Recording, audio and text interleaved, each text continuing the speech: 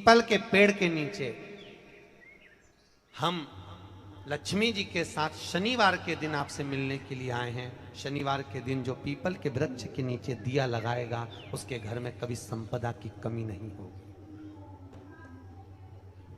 सारे दिन पीपल के वृक्ष के नीचे हमारा निवास होगा।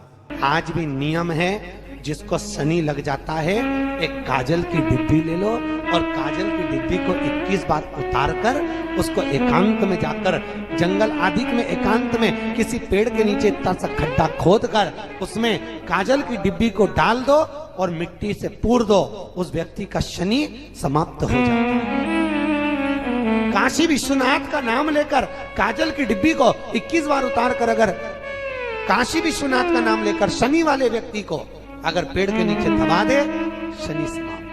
शनि उसको शनिवार के दिन जो पीपल के वृक्ष में सरसों के तेल का दीप लगाता है उसको शनि कभी परेशान नहीं करता। एक बात हमेशा ध्यान रखिएगा, मान लो अगर कोई भारी रोग ऐसा शनि महाराज के कारण हो गया हो, अच्छे काम करते करते उल्टे हो रहे हैं, होते हैं किसी किसी के साथ में, विपरीत परिस्थितियां आ जाती है, अच्छा करने जाओ बुरा हो जाता है, अच्छा कर्म करने जाओ बुरा हो जाता है।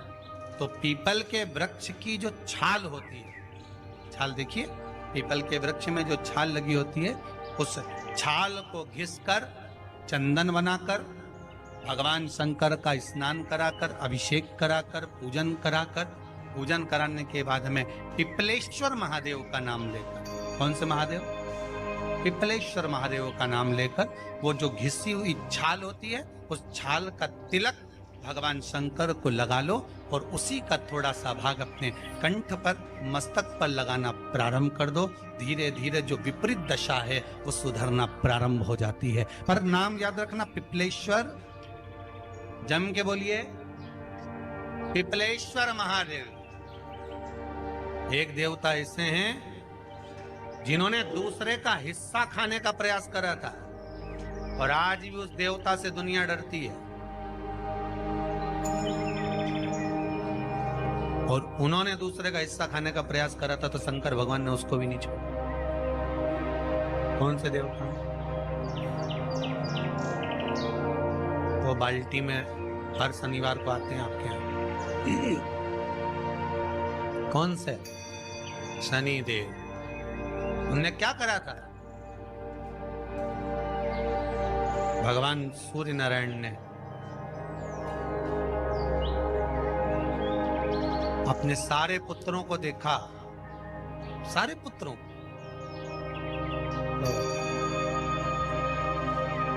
सारे पुत्रों को देखकर आज मेरे सूर्य नारायण भगवान बड़े सुखी, बड़े प्रसन्न।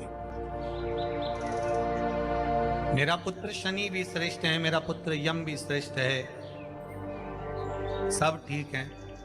आज भगवान सूर्य देवता ने अपने पुत्रों को बुलाकर कहा, आज मेरा मन कर रहा है कि मैं सारे लोगों का राज्य अपने पुत्रों को बांट दूं, सबको अपना अपना हिस्सा दे दूं। शनि महाराज जी को भी हिस्सा दे दिया गया। अब जब शनि महाराज जी को हिस्सा दे दिया तो शनि महाराज जी संतुष्ट नहीं हुए। दुनिया में ऐसे लोग बहुत सारे हैं जो संतुष्ट बहुत कम हो पाते हैं। शनि देव के मन में संतुष्टि नहीं हुई। जब शनि देव के मन में संतुष्टि नहीं हुई तो शनि महाराज उसी समय पर अपने सारे भाइयों का हिस्सा बटोरने लगे, उस पर कब्जा करने लगे। कब्जा करने लगे तो सूर्य देवता की आंख में जल भर गया। कितना तेजवान सूर्य नारायण, कितने तेजवान, कितना तेज भगवान सूर्य के पास में था। पर शनि महाराज को देखकर आज रो रहे हैं। शनि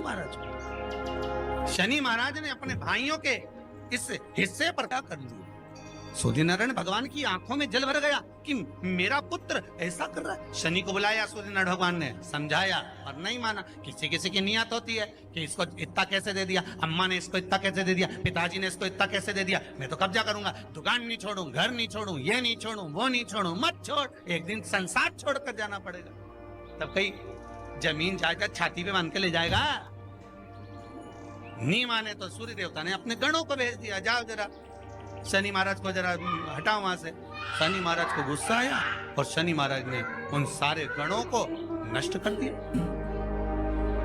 सूर्य नारायण रो रहा है। भगवान शंकर की पंचायत में सूर्य देव भी हैं, मतलब शंकर भगवान के मित्रों की गणना में सूर्य आते हैं। भगवान विष्णु, सूर्य नारायण, शंकर भगवान, माँ दुर्गा, गणेश जी, ये पंचायत है ना शंकर की, शिव पंचायत। शिव परिवार में कार्तिकेय, गणेश जी, पार्वती जी, शंकर जी, नंदी, ये शिव परिवार। पंचायत में सूर्य देवता। सूर्य नारायण को रोता हुआ देखकर भगवान शंकर को बड़ा दुख हुआ। शिव जी ने पूछ लिया, क्या बात है, आप रो रहे हो? नारायण क्या हो गया? मेरा बेटा मानने को तैयार नहीं है। आप चिंता मत करो, अभी देखता हूं मैं जाकर। और भगवान शंकर ने जाकर तुरंत सूर्य नारायण भगवान के कहने पर शनि देव को जाकर समझाया। इतने में तो शनि देव आग बबूला हो गए। आग बबूला होकर शनि देव ने कहा, ए शिव, आप मुझे जानते नहीं हो? शंकर भगवान ने कहा, क्या जानना है ये बताओ, क्या जानना है ये बताओ। शनिदेव कहते हैं, आप मेरी दृष्टि को नहीं जानते। शंकर भगवान ने कहा, तू भी नहीं जानता कि तेरी दृष्टि खराब कैसे हुई। तेरी दृष्टि को श्राप किसका लगा है तुझे नहीं मालूम क्या? शंकर भगवान ने जब समझाना चालू करा कि देख शनिदेव, तुम तो कह रहे हो, तुम तो बोल रहे हो कि मेरी दृष्टि नहीं जानते। हम जानते हैं आपकी दृष्टि, मना नहीं है, जाना, पर आप नहीं जानते क्या? शिव जी जानते हैं। शिव जी ने कहा, मैं सब जानता हूं। आपका विवाह करा सूर्य देवता ने, आपकी पत्नी घर में आ गई, आप अपनी पत्नी को देखते तक नहीं थे, इसलिए आपकी धर्म पत्नी ने आपको श्राप दिया कि जिस पति ने मुझ पर दृष्टि नहीं डाली, मेरे वो पति की दृष्टि कुदृष्टि हो जाए, जिस पे डालेगा वो बर्बाद हो जाए। शनि महाराज ने कहा, आप मेरी पत्नी की याद मत दिलाओ। शंकर भगवान बोले, शनि, फिर समझा रहा हूं, हिस्सा छोड़ेगा कि नहीं छोड़ेगा? शनि बोले, नहीं छोड़ूंगा। शंकर भगवान ने उठाया, पीपल के पेड़ के नीचे ले गए और पीपल के पेड़ के नीचे शनि महाराज को उल्टा लटका दिया। 19 साल तक शनि महाराज को पीपल के पेड़ के नीचे शंकर जी ने लटका के रखा। अब बोल, 19 वर्ष तक शनि महाराज पीपल के वृक्ष में, पीपल की जड़ पर बंधे रहे, बोले ही नहीं, सी टंगे रहे। अब दूसरे का हिस्सा खाने वाले को जब शनि महाराज जैसे के लटका दिया भोलानाथ ने, तो तुम कहीं लगो रे लाइन में? मेरा विचार तो करो। 19 वर्ष तक शनि महाराज लटके रहे, तब 19 वर्ष नेत्र बंद कर कर शनि महाराज ने शंकर की आराधना करी कि दुनिया में कोई ऐसा नहीं जो मुझे उल्टा लटका दे, केवल एक यही है जिनने मुझे लटकाया है। तो 19 वर्ष तक तप करा तो शंकर जी प्रसन्न हो गए। धर्म को हटाकर पार्वती को लाए, साथ में आशीर्वाद दिया, शनि महाराज को खोला। वर मांगो, तुम्हें क्या चाहिए, मांगो तुम्हें क्या चाहिए। शनि महाराज ने कहा, मांगूंगा कुछ नहीं, आप वर दे दीजिए। शंकर जी ने कहा, मैं तुम्हें दंड अधिकारी बनाता हूं कि आप अच्छे और बुरे का दंड दोगे, आप अधिकारी बनकर बैठोगे, मेरा आशीर्वाद तुम्हारे साथ में। दंड अधिकारी। भगवान शंकर का एक अवतार है पिपलाद अवतार। पिपलाद अवतार, जब दधीचि ऋषि की अस्थियां चली गई, उनकी धर्मपत्नी सुवाच ने देखा मेरे पति को मार दिया गया, मेरे पति की अस्थियां ले गए राक्षसों का संहार करने के लिए, उनकी अस्थियां लेकर चले गए, मेरा पति चले गया। सुवाच गर्व से थी, मरना चाहती थी, प्राण छोड़ना चाहती। शिव जी ने देखा ये तो अग्नि के ऊपर चढ़कर अपनी देह त्याग रही।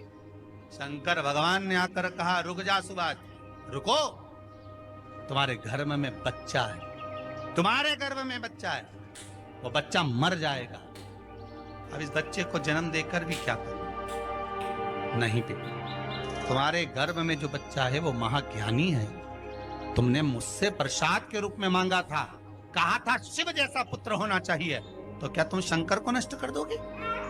मैं शंकर को जन्म दूंगी। सुभाष ने 2 पत्थर उठाए, अपने गर्भ पर मारना प्रारंभ करा। गर्भ पर मारा, बच्चे ने जन्म लिया। बच्चा 7 महीने का था। उस बच्चे को उठाकर पीपल के कोटर में रख दिया। पीपल की कोटर। एक गिलहरी पीपल के फल को लेकर आती थी, पिपलाद के मुंह में देती थी। शिव का एक, इसलिए शंकर का नाम ही पिपलेश्वर महान। शिव का एक अवतार पिपलाद के रूप में हुआ है। तुम क्यों चिंता करती हो? तुम चिंता मत करो, तुम्हारा पुत्र जन्म दो तुम। और दिया धन सुभाष ने, उसके बाद प्राणों को त्यागा। और उस पीपल के कोटर में अगर भरण पोषण करने वाला कोई था तो वह देवाधिदेव महादेव था। फिर निवेदन करेंगे, माता के गर्भ में बच्चा रहता है, उसका भरण पोषण करने वाला मेरा देवाधिदेव महादेव है। अगर जन्म उसने दिया है तो मृत्यु भी वो देगा। अगर तुमको कुछ ज्ञान दिया है तो अच्छी जगह पर भी वही पहुंचाएगा। आप जो अभिलाषा लेकर आते हैं, बच्चे कहते हैं हमारी नौकरी नहीं है, सर्विस नहीं है, हम इस कॉलेज में पढ़ना चाहते हैं, हम इस जगह जाना चाहते हैं, हम इस पद पर जाना चाहते हैं, बस इतना याद रखना, तुम्हारा भाग्य बुरा नहीं होता। कभी भी याद रखना, संसार में जिसको भगवान ने जन्म दिया उसकी किस्मत कभी बेकार नहीं हो सकती। अगर भगवान तुम्हारी किस्मत बेकार होती तो जानवर बनाकर पैदा करता, इंसान बनाकर नहीं। किस्मत अच्छी थी इसलिए इंसान बनकर पैदा, जानवर बनाकर पैदा नहीं करा। अगर तुम्हारी किस्मत अच्छी थी इसलिए मनुष्य बनकर पैदा हुए हो, इंसान बनकर पैदा हुए हो, मानव बनकर पैदा हुए हो। भगवान को दोष मत देना कि भगवान ने किस्मत बेकार दी है। भगवान ने किस्मत अच्छी बनाई है, इसलिए तुझे मृत्यु लोक में जन्म दिया। भगवान ने भाग्य अच्छा बनाया, इसलिए तुझे शिव महापुराण की कथा सुनने का मौका दिया। नहीं तो भाग्य में नहीं होती तो कहां से मिल जाती? किस्मत अच्छी है तो भगवान नौकरी भी लगाएगा, धंधा भी करवाएगा, सर्विस भी कराएगा, विवाह भी करेगा, शादी भी करेगा, मकान भी बनाएगा, जायदाद भी देगा, संतान भी देगा। उसने दिया है पेट तो भरेगा वही। हम काय को अपने माथे पर ले?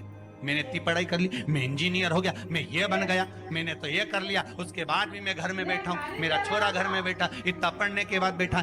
जन्म उसने दिया है, भाग्य उसका है, किस्मत उसकी है, तो कहो उसको कि शंकर का भजन कर, मंथन करे, मक्खन निकलेगा और घी भी जरूर बनेगा। हारना मती।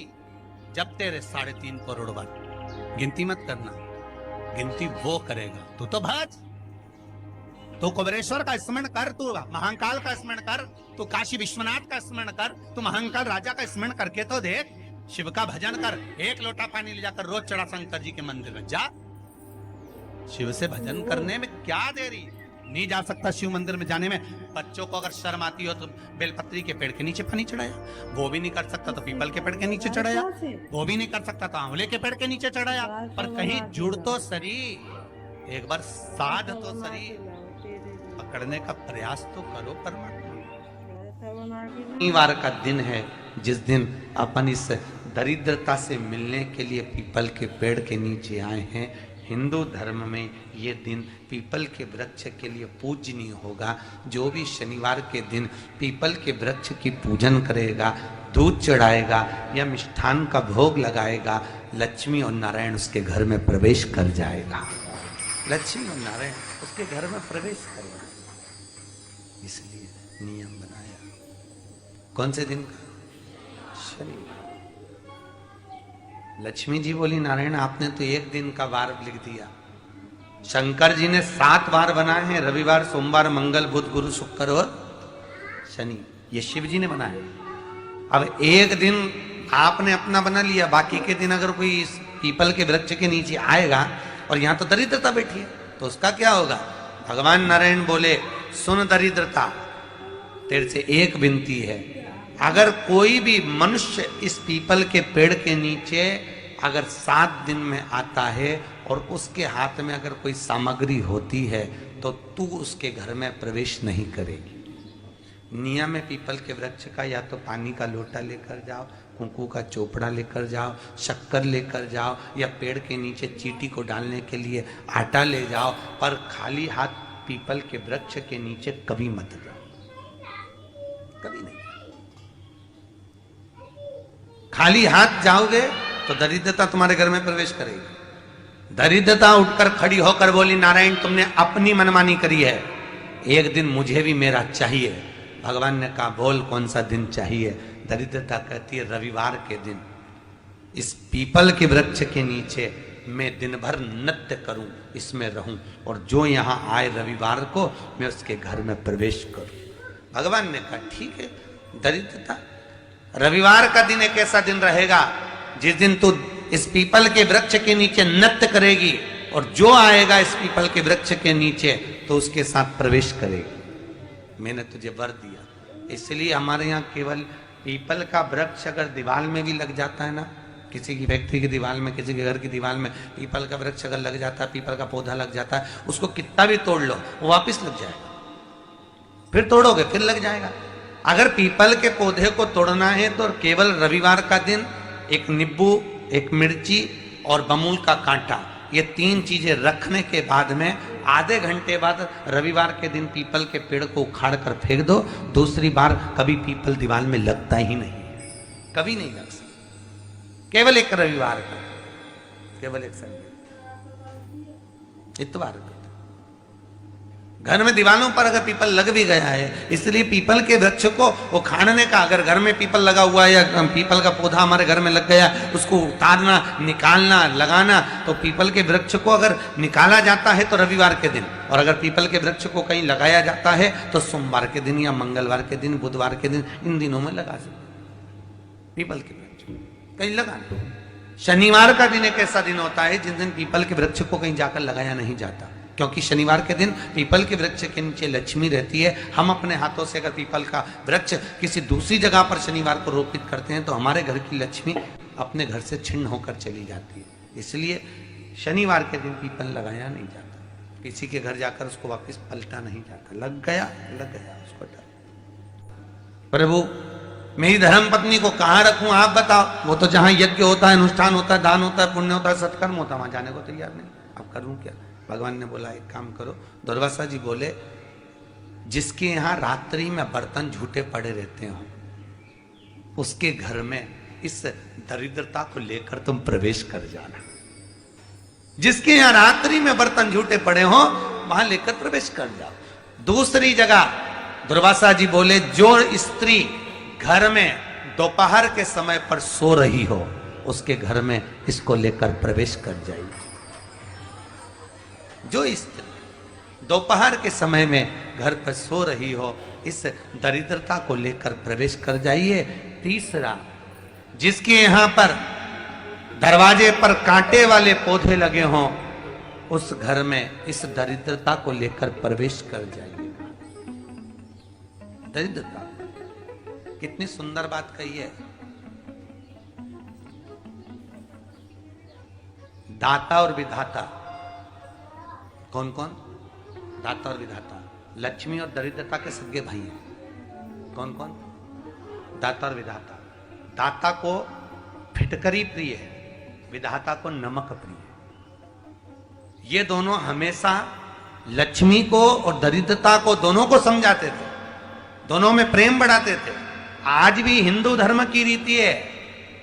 यहां तो ठीक है, जिसके यहां पर भी अगर थोड़ी सी भी परेशानी होती है, थोड़ा सा क्लेश होता है, अशांति होती है, लक्ष्मी नहीं टिक रही हो, काम नहीं बन रहे हो, बहुत प्रयास करा जा रहा हो और हमारा कार्य नहीं होता, तो क्या करते हैं? फिटकरी और नमक को पानी में डाल देते हैं और घर में पोछा लगा देते हैं। आप लोगों ने आजकल फेसबुक पे भी पढ़ा होगा, व्हाट्सएप पे भी पढ़ा होगा। तो क्यों लिखा उसमें? उसका कारण ही केवल रहता है कि दाता और विधाता की प्रियता उसमें।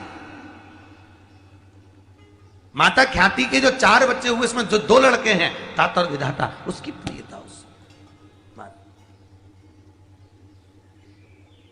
उसकी पूर्णता उस। अब दुर्वासा जी बोले अपनी धर्म पत्नी को वहां लेकर, जहां कांटेदार पौधे लगे हों वहां पर लेकर प्रवेश कर जाइए। कांटेदार पौधों में उस दरिद्रता का निवास हो गया। आए जब कष्ट, बहुत कष्ट का जीवन चल रहा हो, बहुत कष्ट की जिंदगी चल रही हो, ध्यान लगाना, अगर कष्ट का जीवन चल रहा हो, तकलीफ की जिंदगी चल रही हो, 5-7 सोमवार, या तो 5 सोमवार या 7 सोमवार, हाथ में दुर्वा, मान लो ये तुमने दुर्वा ले ली, हाथ में दुर्वा, एक बेलपत्र, और उसी हाथ में अपने घर का भरा हुआ 1 लोटा जल। पहले रखना है दुर्वा, फिर रखना है बेलपत्र,